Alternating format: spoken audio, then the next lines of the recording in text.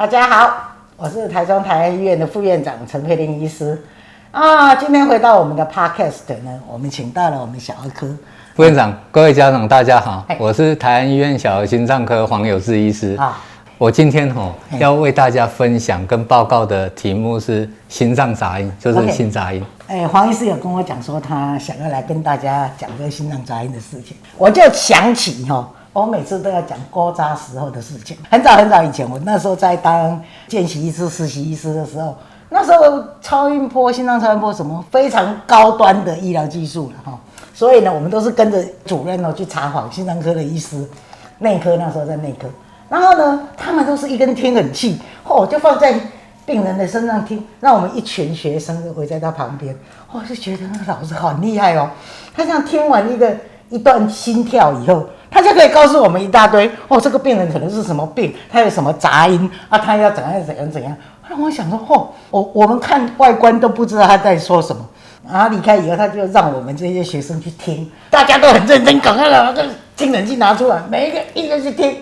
然后我们就听不懂他到底有什么玄虚啊，居然这听个1分钟、2分钟，他能告诉我们什么诊断，实在是太厉害了。所以今天呢，我就把这个心杂音、心跳听诊来请教一下我们的很有经验的黄医师那我相信在门诊里面，你也看到很多妈妈，她们都很惊慌的来哎呦，我宝宝跟我心杂音哪里安诺是不是黄医师来跟我们讲一下？这个我还是跟大家分享一下。临床上我们会遇到家长带来门诊的话，比如说有的家长会说我小朋友感冒的时候或者发烧的时候诊所医师跟我讲说我小朋友心脏杂音所以请我家长带来我们门诊小心脏科门诊看，或者有的是在学校，其实学童会做健康检查筛检，那个筛检医师有听到心脏杂音，所以有告知校护经过学校转介到我们小儿心脏科门诊，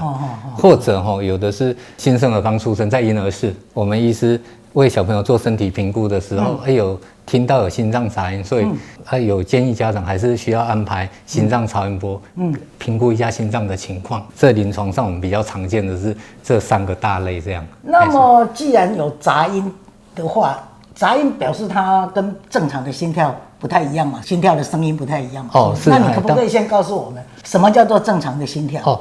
我还是跟大家报告，大家印象里面应该有印象，其实心脏跳动会有声音我们印象中常听到的是这样，咚咚咚咚。其实这个声音的话，正常的心音的话，其实分成2个部分，一个是第1心音，一个是第2心音。然后第1心音是什么？我们心脏在收缩的时候，心房跟心室中间有2间瓣膜跟3间瓣膜，那个2间瓣膜、3间瓣膜关闭的声音，关门会有声音，所以这个是第1心音。然后第2心音是什么？是我们心脏在舒张的时候，其实心脏的出口有2条大动脉，一条是主动脉，一条是肺动脉。那个主动脉跟肺动脉瓣膜关闭的声音，这个是第2心音。所以我们一个心脏跳动的正常心音是由第1心音跟第2心音来组成，是这样的情况。对，大家想一想，有时候看那个比较惊恐的片当你碰到很紧张的事情的时候，那个配乐就来给个心跳的声音，然后就咚咚咚咚咚咚那个就是我们所谓的正常的心音。是。那既然知道正常是咚咚咚咚咚咚，那有时候你们转介过来的病人说他有杂音，那家长很紧张，这是怎么一回事？其实这个心脏杂音，我们从字面上大概就知道，除了我们正常的心音之外，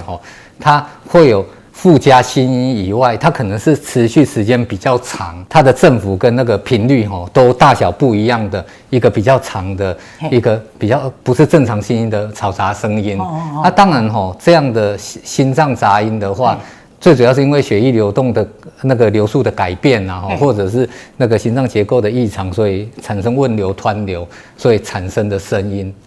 不过就是说这样的心脏杂音，有的没有心脏结构异常，是在正常人身上可能会有心脏杂音有另外一部分心脏血管结构异常的人，真的会有，就是听到会有心脏杂音。这样的心脏杂音的话，它可以跟正常的心音是分开的也可以是跟正常的心音是连续在一起。有的心脏杂音比较长它可能会覆盖整个正常的心音的过程。大概心脏杂音是这样的情况。所以心脏杂音就是除了那个关门的声音以外，又出现的其他额外的声音，它时间会比较长。这种声音多半是怎么样才这个稍微简要概述跟大家分享，就是说，其实心脏杂音的话，那就是代表说，如果说有的只是单纯血液动力学改变这个是一部分另外一部分是真的是心脏血管或者瓣膜结构异常，这两个大部分，然后造成什么？血液在心脏血管瓣膜里面流动的时候，就会有乱流，会产生声音震动到那个心脏壁、血管壁医生就听到有那个震动的声音，这个是他大概的情况。像副院长您说的那个。它可能的原因或者是病因病理来讲的话，沿袭上面我承接下来，第一个血液动力学改变，有的正常人他根本结构是正常只是因为正常我紧张了，或者我发烧或者是我太高兴兴奋，或者刚运动过后，或者甚至是怀孕妊娠，这一些血液动力学的改变可能就会产生杂音，这个叫功能性心杂音然后病理性心杂音就是说确实它的心脏血管瓣膜结构异常了这一些包括说是不是心房心室中隔有缺损，瓣膜是不是有狭窄或者闭锁不全，还是心脏里面有外来的东西赘生物，或者是有肿瘤，或者是血管狭窄或者扩张，这些血液在这个异常的结构流动都会产生震动，后来都会被我们听到心脏杂音。这个是心脏杂音两个大的病因，就是可能是血液流动加速，一个就是真的是结构异常了。这样再来细分。所以家长其实如果说要听到你的宝贝啦有心杂音，其实也不用太紧张，因为还是有一大部分可能只是功能性的问题。是，还有就是我跟各位反映一下，就是说其实会有那个第一心音、第二心音，就是心脏收缩跟舒张嘛我们临床来评估病人的时候，像刚才副院长您讲的主任去听的话，他其实会根据他的心杂音产生的时间我们可以分为收缩期的心杂音跟舒张期的心杂音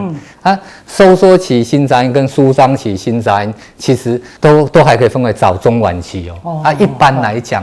如果说像副院长您讲的，有的是功能性的没有太特别问题的心杂音，它一般来讲都是在收缩的中期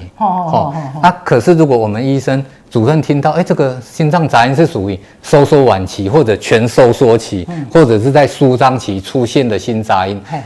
我们可能就比较考虑这个是有病理上意义的如果说是连续的心脏杂音，我们第一个还是要把开放性动脉导管列入鉴别诊断这个是在我从时间上听的它杂音产生的时间点来做分析，是这样这个黄医师他是心脏科的专科医师，所以他会非常了解这个杂音产生的情况是功能性的或是病理性的。对我一个家医科的医师来讲我刚好用一个方式我来请教黄医师，看我这样讲合不合适就是说最近冬天嘛，风很大，那风很大的时候呢平常你窗户开一个缝你没有听到声音，你要感觉那个风这样子过来。可是最近风很大的时候，你开一点缝，那个声音就咻咻咻的这样子过来，可能就是因为它的量大，流速增加，风很强嘛，所以你就听到那个挤过一个通道的时候又很强的声音，这个叫做功能性的心杂音，我可以这样子讲吗？一般来说这个其实功能性心杂音会有它的特点。功能性心杂音特点是其实像副院长您分析的，其实血液流过心脏血管或者瓣膜，其实会有产生声音可是如果功能性心杂音一般来讲它的声音是比较温和比较小声的我们其实心脏杂音有分1、2、3、4、5、6度啦一般来讲功能性心杂音都是属于第2度第1度，就是第3度以下的第3度以上的还是要考虑是病理性心杂音，就是结构方面有问题所以功能性心杂音一般来讲大部分都是第2度第1度比较温和的而且就是说功能性心杂音的话，其实一般的话我们听诊的时候是在比如说左胸口这边比较容易听得到其他地方也会有了有时候平躺的时候会容易听得到然后有的紧张、焦虑或者发烧的时候容易听得到。功能性心杂音一般在婴幼儿比较容易听得到，有的年纪慢慢长大，有的杂音会越来越小声，后来有的甚至会消失不见。可是有时候又一阵子杂音又出现，会到大一点年纪或者成年期还有功能性心杂音会有机会，可是不是那么高啦。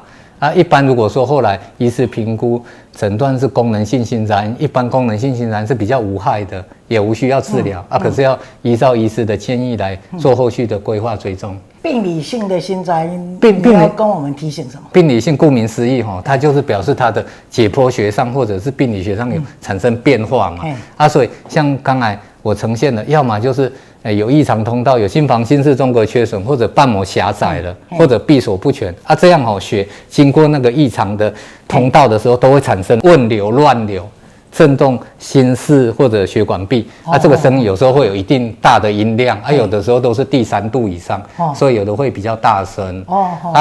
还有一部分就是像我刚才讲的收缩晚期、全收缩期或者舒张期，这个都要考虑是病理性心杂音。大概是这样。好，那所以如果在健康检查啦，或者是在诊所在正常的听诊里面告诉说，这小孩子可能有一点杂音，要带去给心脏科的医师在做进一步检查的时候，请家长先不要惊慌，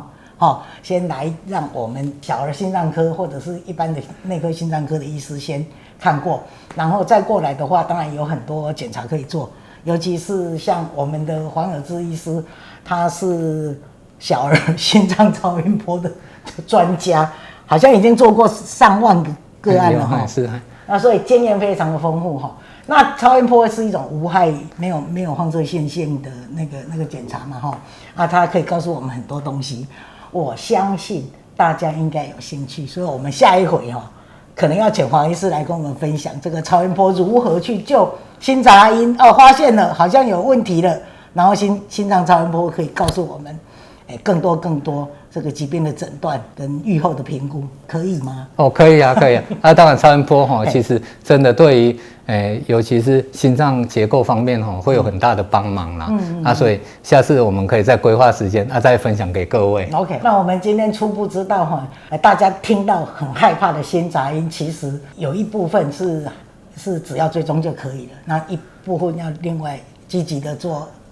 追踪检查。好，那我们今天非常谢谢黄医师来跟我们分享心杂音，那我们下一次期待